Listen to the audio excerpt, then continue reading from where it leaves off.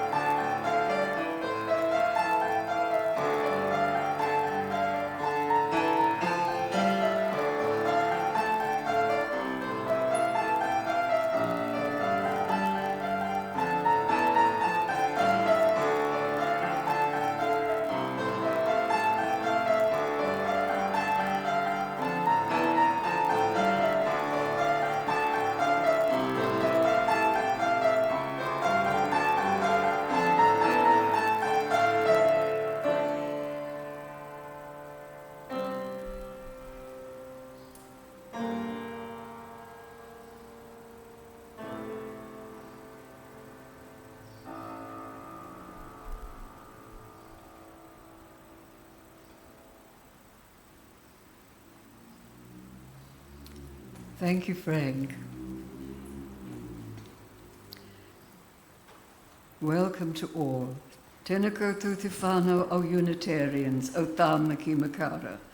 Tēnā koutou ngā manuhiri, no mai haere mai, ki tēnei whare karakia. Ko Shirin, Caldwell o ko inoa, ko London, England, Margaret, New Zealand, aho, ko Wairau te awa, ko Mount Stokes, Te Monga Endeavour Inlet, Marlborough, ki tāmaki makara, oha e noho ana, tēnā koutou, tēnā tātou katoa. Welcome all, church whānau and visitors. As just stated in our introduction in Māori, no mai haere mai ki tēnei whare karakia, which translates as welcome to this place of worship, virtual and physical, a space made sacred by our coming together today, and gatherings of Auckland Unitarians since December the 4th, 1901, 124 years ago. Welcome to those joining us remotely, to those here in the building, and to those watching the recording at a later time. If you are a visitor here for the first time, thank you for choosing to be here with us. If you are a member or a regular attendee, thank you for returning to join us together in our free and responsible search for truth and meaning. For those in the church, let us join together for morning tea. It is our sacrament of hospitality. It won't be complete without you.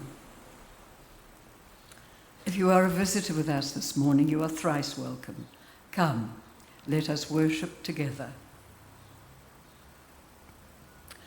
Our opening words are a Shakespearean sonnet about doors by Ian Macmillan. It's not much to ask, just a door to lock, a door that won't break when someone kicks it. Door with a keyhole, respond to that knock or not, my choice. It's broke, so let's fix it, the world I mean, not the door. Here's the key. The world, though, that's different. Somewhere to stay is what we all need. Somewhere to be me, and not just someone you blithely ignore when you see me sleeping on the street or in our front porch. Let's begin with this, a door, just a door. To start with a door, food, then light and heat. The world must respond to this simple truth. Let's all have a door. Let's all have a roof. What the homeless need most is not pity, but the promise of a better tomorrow. What did Pope Francis say about homelessness? He said, "Take care of brothers and sisters who are weaker, the elderly, the sick, the hungry, the homeless, the strangers, because we will be judged on this."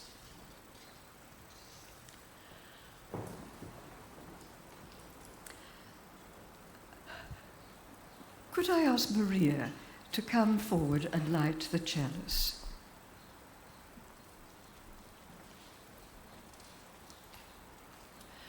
We light this chalice for the sacred that walks unshod through alleyways, that leans against brick walls with smoke on its breath, that harms a neon flicker and bus exhaust. This flame burns for the holiness found in dirty hands and cracked voices, in those moments of sudden stillness between sirens and footsteps. Not every sanctuary has walls. Some are made of shadow and asphalt. Some are stitched together from longing, kindness, and sheer survival. We light this flame to remember. Divinity does not always wear white. Sometimes it wears denim. Sometimes it looks like a stranger holding the door just a moment longer to show, it burns, to show us what is real.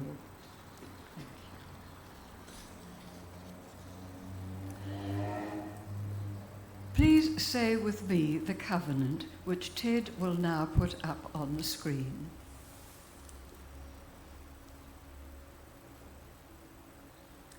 Love is the doctrine of this church. The quest for truth is its sacrament, and service is its prayer. To dwell together in peace, to seek knowledge and freedom, to serve humankind in fellowship, to the end that all souls shall grow in harmony.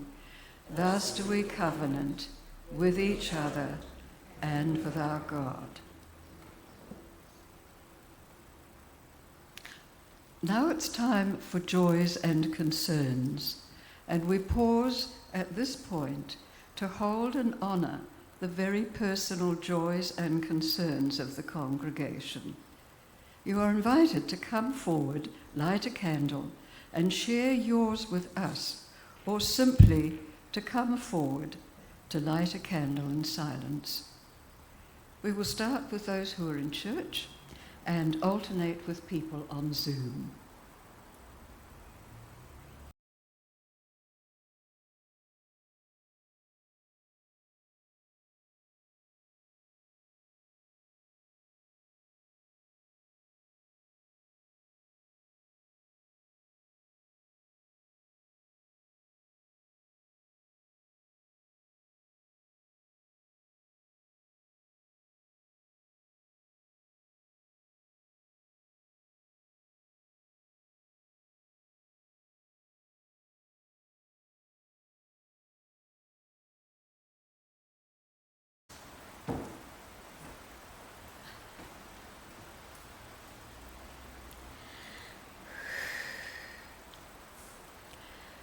Please take a moment to close your eyes, breathe and reflect on the words for our chalice lighting, where the streets are holy.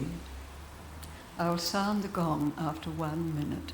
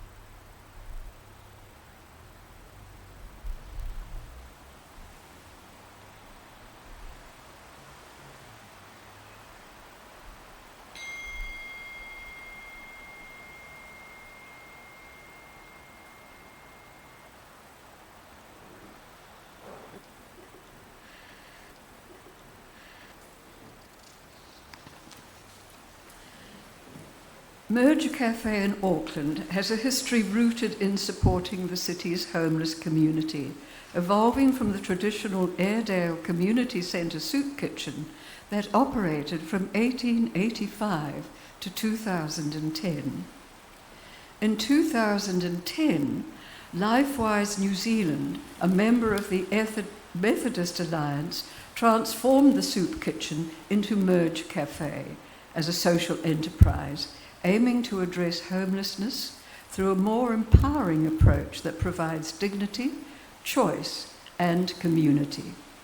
Since 2010, Merge Café has offered a space where anyone is welcome, great food is provided, and all customers have the chance to pay for a meal forward to help those who can't afford it. The crucial part of their mission is to make sure that no one is turned away.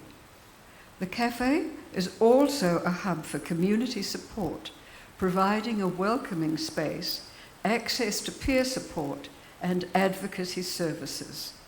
Our church began supporting Merge Café this year. Welcome to Margaret Lewis from Lifewise Merge, whose role is to help build capability and capacity within many of the communities that Merge works with. Her talk about the Merge Café affirms the first of our 6 principles, the inherent worth and dignity of every person. Welcome, Margaret.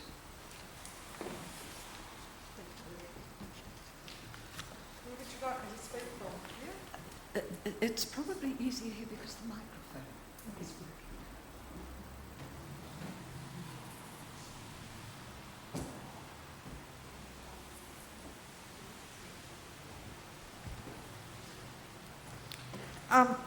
I don't really know what I'm going to say now. Shirin said most of it. But what I wanted to do is introduce the concept of a third space, of which Merge Community describes itself as a third space. So a third space is neither home, nor is it work, nor is it school. It's a place where, for you and I, we might go to a cafe or a bar, a restaurant, go to the library, go to the art gallery, go to a museum, and we'd feel quite comfortable and welcome. But it's not the same for the people who come in to Merge. They, not necessarily that they're not welcome, but they don't feel welcome and they don't feel it's a place where they can belong. So some of the things that you see on the street are because people have nowhere else to go during the day. If they're housed, and many of them are housed, they live in tiny little apartments. Often they're not allowed visitors, they're not allowed friends, they're not allowed to make a noise, and it feels as though there is an unwritten rule that says, we've housed you, please don't hang out on the street. Don't cause any disturbance or disruption. Be a nice, quiet citizen because you're lucky enough to be housed. Well, that's no way to live a life. And people need places where they feel welcome. So that's kind of the first point of having Merge. It's a non-judgmental, safe place where people can come and be themselves. They can hang out with their friends. They can just sit. And nobody moves them on, nobody expects anything of them except the behaviour that we would expect from anybody. Nice manners, a nice way of being, and to respect the difference and needs of others. So there aren't that many places where the homeless and really vulnerable people feel safe and welcome. Merge is one of them. The other two examples I can think of in the inner city are the City Mission in Hobson Street and the services and facilities they provide, and the Auckland Central Library. So when you come into Merge, and I invite you all to come, you can, we serve great coffee, you can have a barista experience, but for people who can't afford a good coffee or a good tea, we have free tea and coffee available for anybody. You can just come and take a cup and fill it up. We have affordable cooked meals. So at Lifewise and within the Methodist Church, one of our approaches to being is to offer a hand up rather than a handout. So our charity is in support, it's not in giving. Does that make sense? I hope it makes sense.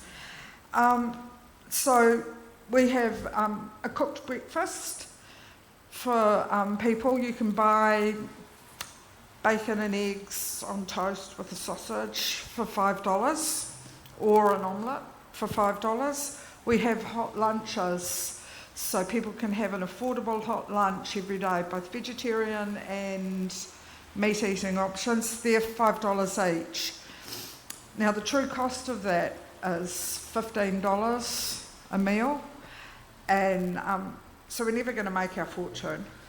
And in fact, most of the time we don't make very much money at all. And part of our challenge is how do we afford to provide service and support like that, and also feed people who come into the cafe who don't have a dollar. And so often people come in, we describe them as hangry, which is a mixture of hunger and anger, and or they're distressed, they're ill, And if we can offer them some kai and a cuppa, that really helps.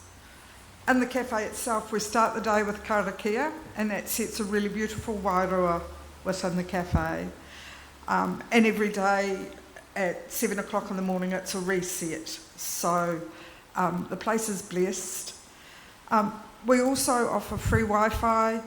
We have books and games, company, and that all helps. But so does a listening ear. And to provide a listening ear, we have a peer support and outreach team. Now that team is, luckily, we have a contract with the Ministry of Housing and Urban Development to provide outreach support for people in the community. And all of our team have lived experience. Now, our definition of lived experience is that the people who work in this team, they have experienced homelessness themselves. Often it's rough sleeping. Most of them have done jail time. So they come with a criminal past. We don't care about the criminal past, depending on what it is, of course, but most of the time we don't care because it's their experience, what they've been through in jail, what they've been through on the street. Most of them have had addictions, and they've all suffered some form of mental health distress. So typical forms of mental health distress we see are anxiety and depression, but depending on what your addiction is, it can lead to paranoia, schizophrenia, all sorts of strange things that we don't have a clinical approach, so we don't have any mental health nursing. All we can do is walk alongside people and help them with whatever it is they need. So our first guiding principle, we meet people where they're at. If you come to us and all you want is a cup of tea and to sit down and be left alone, absolutely fine, kei te pai. If you need help with housing, or you're being bullied, or you need to go to the doctor or the hospital, we'll help with that as well. We might take you to the hospital. We have a really amazing relationship with Dr. Chan on K Road, and she will let us take anybody in to see her. We have to pay for it, but there's no waiting list, there's no, you don't need to be a registered patient, she will just see you. And so we're really, really lucky. We've got some amazing relationships to do that. And our whole approach is about encouraging people to do what they are able to do, and then to help them with the things that are tough for them, whatever that might be. So some typical examples, we support people with work and income. Heaps of our street whānau are trespassed because they may have some anger issues, particularly with the government. And, sometimes things go wrong. And so we're there with them. As I say, we'll help them with the doctor, we'll help take people to hospital. Sometimes they just need a hop card so they can get around town. Because it's blimmin' hard work being homeless. You've got to do a lot of walking. And having a hop card really makes a difference. In the cafe, we serve on average 450 meals a week. And when funding permits, so this is kind of the weird, I do weird things at Merge. That's normally what happens. I'm kind of a little bit on the periphery. So when funding permits, I have a adult learning facilitator who helps people with learning needs, and that might just be learning how to back up photos on your phone so that should your phone get stolen, you've got your photos on file, or your contacts. We did some amazing work here, which was such a blessing, with Te Auhu to talk about housing rights and some advocacy for people. Our community in the cafe contributed majorly to the thinking for Te Auhu about what homelessness looks like and some demands that could be made of council. And we had an amazing night hosted here where we got to meet all sorts of different people from the community. So I work I work around things like voting and advocacy. And on World Homeless Day, we had a voting booth set up in St Patrick's Square. And we had 108 members of the community register and vote, which most of them don't vote at all. And you can imagine how tricky postal voting is when you're homeless. How do you get your voting papers? Forget about it. So they came and popped up down there, and 108 people registered, voted, and we're working on what we might do for the election next year to support them to continue that relationship with democracy and voting rights and being represented. I also work with the Ministry of Justice, and a lot of people on the street get all sorts of tickets and fines from Auckland Transport and other organisations, the police, for loitering or antisocial behaviour. No point in giving somebody a fine, they can't pay it. And then they just end up with a debt and a debt and a debt and a debt, and then they can't pay the debt, so then they get penalties. So we work with the Court of New Beginnings at Auckland District Court to encourage people to put some skin in the game by doing some community service or helping out with a whole range of different organisations, and then getting their debt forgiven. So one of the people who just recently went before the judge had $16,000 worth of debt forgiven. And that's somebody who's started working, so the impact of having to pay that debt back had a bottom line impact on their wages, and to get that debt forgiven saves this person $50 a week, which is a huge impact.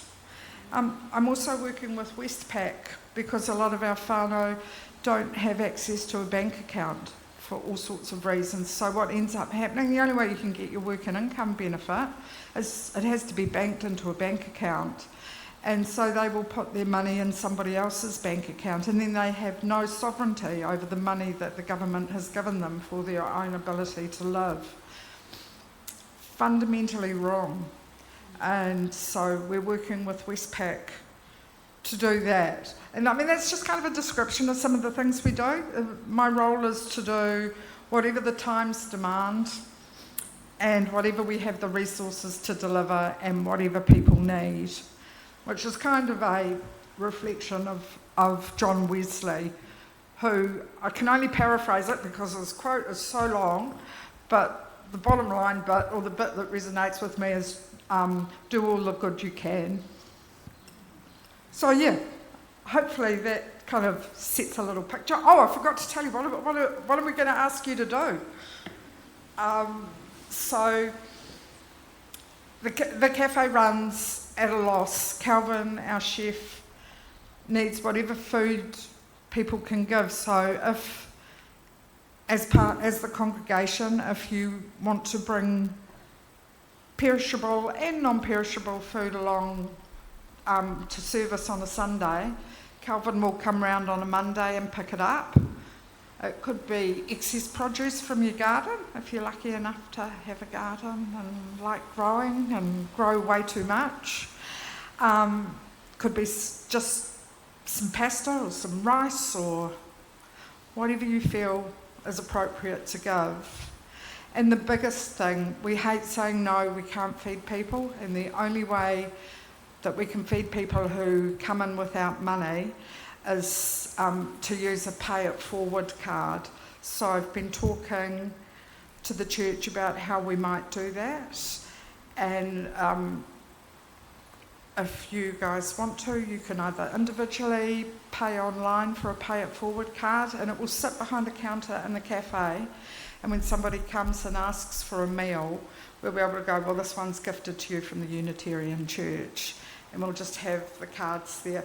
I've also promised Betsy that we'll do a drive-by when we go out and do outreach and make sure there's nobody sleeping in your entranceway, and if they are, we will see if they want to be helped and what we might be able to do to help them. So, I don't know, is that enough? You can ask me any questions. I don't know, was I inspiring enough, Betsy? Betsy built me up. Yes. You mentioned about paying it forward. Does that also work where if you come into the cafe for a coffee or a meal, can you actually pay for an extra meal and coffee at the same time and ask it to be? Totally. Yep, no, you can do that. We will gratefully accept anything through the till. Margaret, I take notes for the management committee, and they made a decision at their meeting last week that half of the offertory on Christmas Eve will go toward the Merge Cafe, and the congregation will match whatever is donated that night. So hopefully there'll be a lot of people coming Christmas Eve. Bless you and thank you. Hello. Sorry. Like you're looking at ice cream. Is that better? Yes. You spoke about people having accommodation, but they're not allowed to have the freedom to really live there, to not have visitors. No, depending on where people live, so if you're living in an apartment building, some housing is provided through a private owner. So the landlord has leased their apartment, or the property owner has leased their apartment to social housing, and that is then offered to somebody to live in. But they might be living in, say, the Meridian by Hopestown Street overbridge, or, they're scattered all through, particularly in the inner city, and there are other tenants living in that building. And sometimes people who have been on the street find it difficult to be housed. There's lots of challenges for them, and all of their mates want to come and visit because they're housed. They've got somewhere they can be seen out of sight. That can be disruptive. So normally the landlord provides a rule that says, I'm sorry, no friends. And No pets, nothing. often no pets, just depends, it's just like in a way, it's like you're renting on the private market, but you don't have a very good voice to be able to advocate for yourself.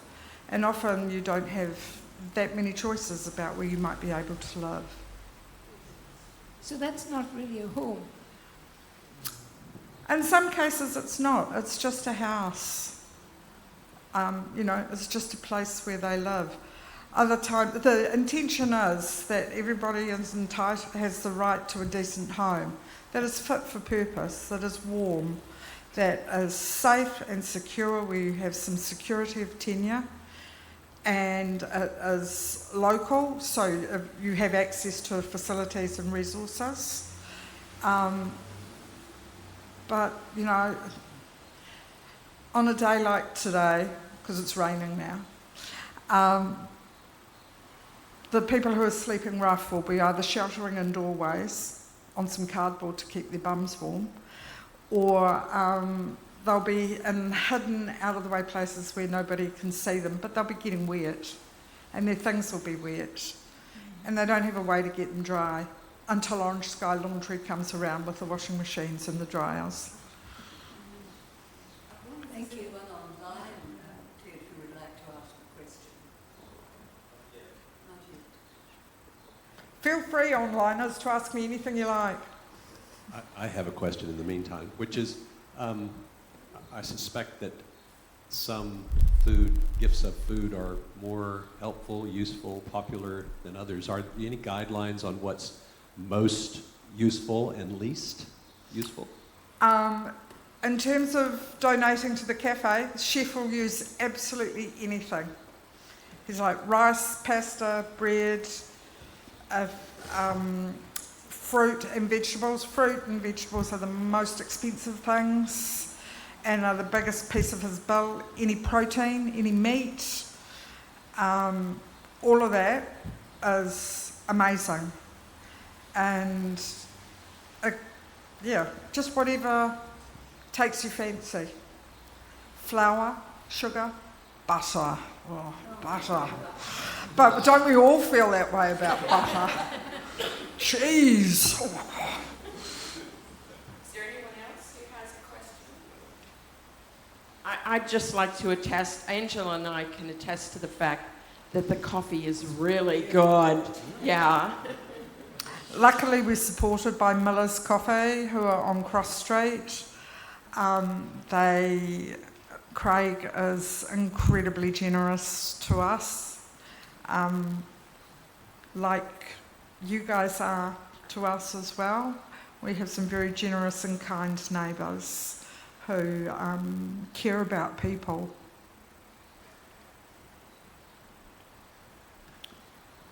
Are there any last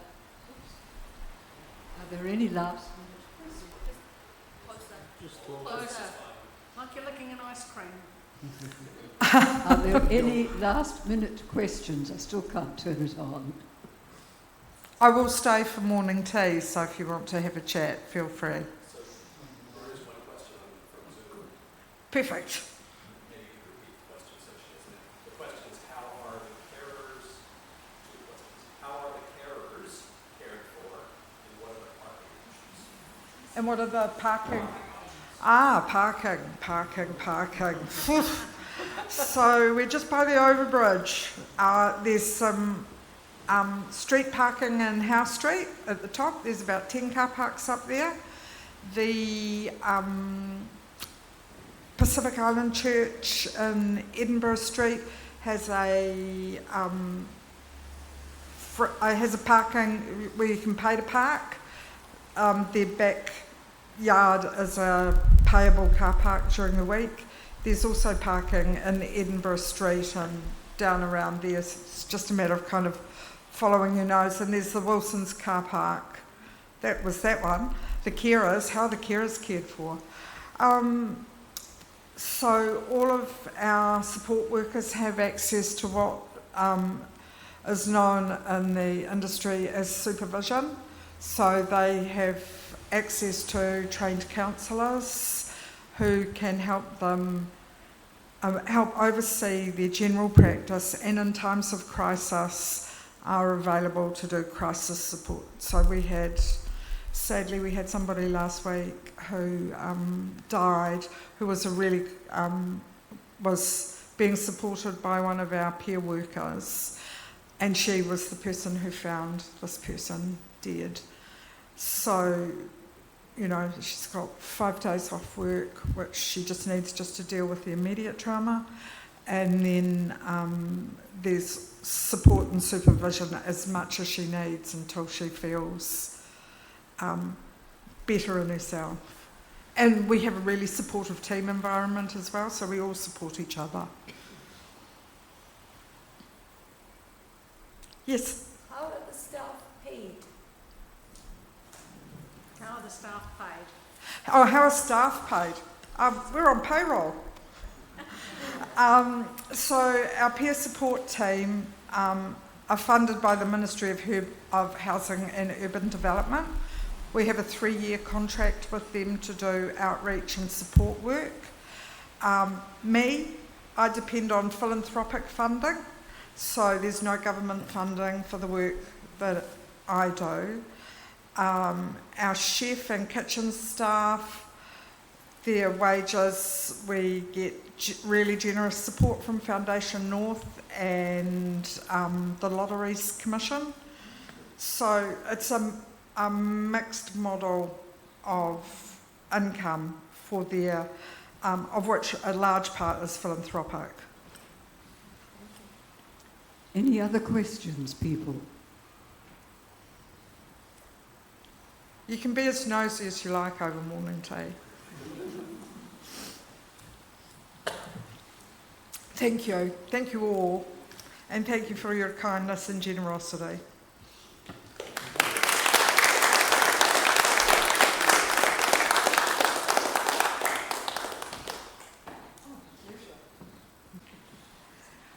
Maria, would you mind please coming forward and extinguishing the chalice for us? The words for extinguishing the chalice is called "Where Holiness is Hard to See." As we extinguish this flame, may we carry its smoke with us into the streets, into the places where holiness is hard to see, but always waiting to be noticed. Let us go with eyes open for wonder in the worn out, with reverence for each passing by, and with the knowing that the sacred does not hide from the world, it lives in it. Go now, not to escape the brokenness, but to journey beside it, and sometimes to bless it.